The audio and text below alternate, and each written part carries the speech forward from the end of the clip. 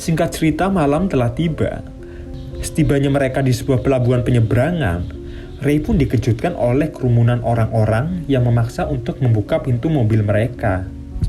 Mereka semua ingin ikut bersama keluarga Ray, karena hanya dengan menggunakan mobil mereka, kesempatan untuk bisa pergi menjauhi alien tersebut. Namun sial, salah satu orang bersenjata pun berhasil memaksa Ray untuk menyerahkan mobilnya.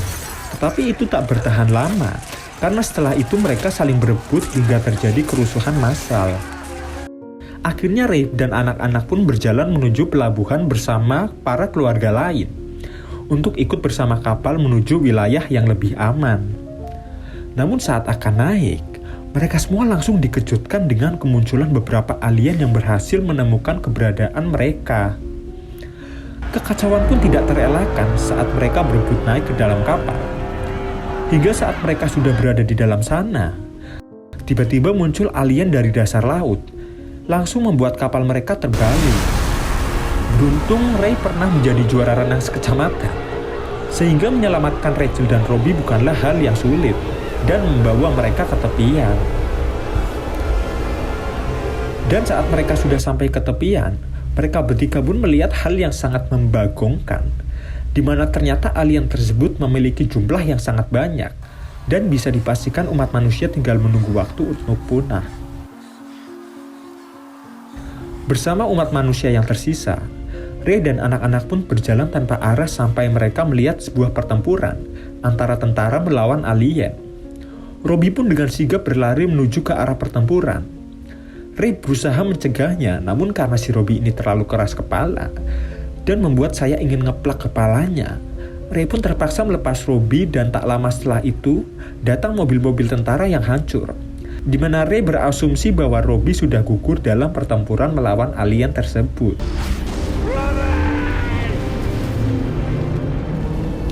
Lalu saat Ray berlari menjauh, tiba-tiba ada seorang pria yang menawarkan bantuan kepadanya.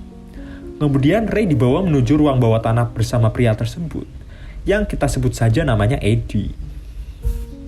Eddie pun menerangkan bahwa ruang bawah tanah adalah satu-satunya tempat berlindung yang aman.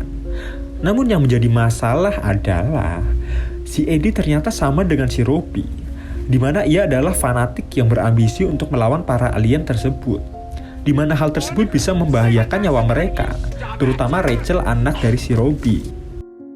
Hingga saat para alien datang, tiba-tiba muncullah belalai-belalai alien yang mencari tanda-tanda kehidupan. Di sini Ray dan Andy harus berusaha menghindari belalai tersebut. Namun emang dasarnya Eddie barokok. Eddie berniat ingin melawan alien tersebut. Ray yang merasa keselamatan dia dan putri yang terancam, dengan terpaksa melumpuhkan Eddie demi keselamatan mereka bersama. Lalu saat keadaan sudah tenang, tiba-tiba muncul belalai itu lagi. Dan Ray pun berusaha dengan sigap menghantam belalai tersebut dengan sebilah kapaknya.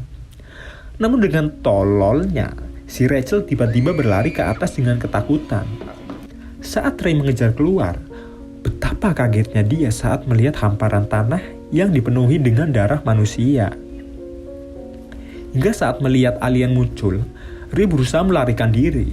Namun saat melihat Rachel ditangkap alien tersebut, Ray pun terpaksa mengorbankan dirinya agar ditangkap juga, agar bisa tetap bersama dengan Rachel putrinya.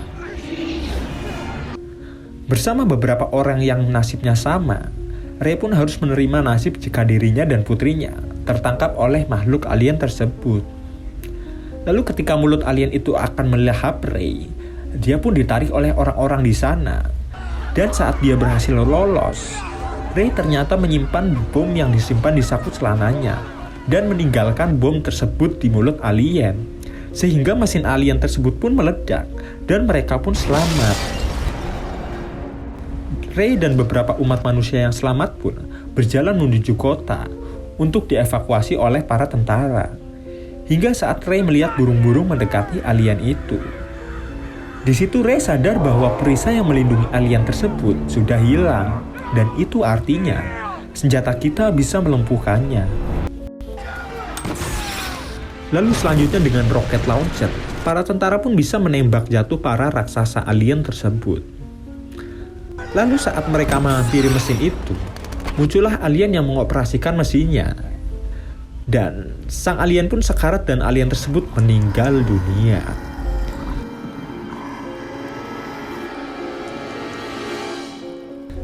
Ray bersama Rachel pun akhirnya tiba di kediaman neneknya, di mana di situ ada sang mantan istri dan ya, si Robbie, si bocah Badung yang ternyata masih hidup.